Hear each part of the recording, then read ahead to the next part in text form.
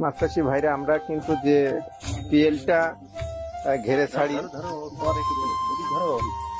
তোমার ধরছি না, এই যে কোনাটা এভাবে আমরা ঘিরে নিয়ে থাকি গুনে।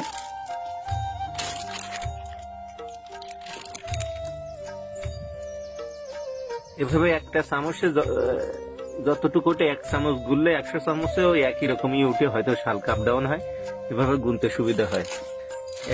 আমরা যারা মাটির নার্সিং পয়েন্টের মাছ ঘিরে দেই, এভাবেই দিই, এতে করে মাছ বাজার হাটটা একটু বেশি হয়।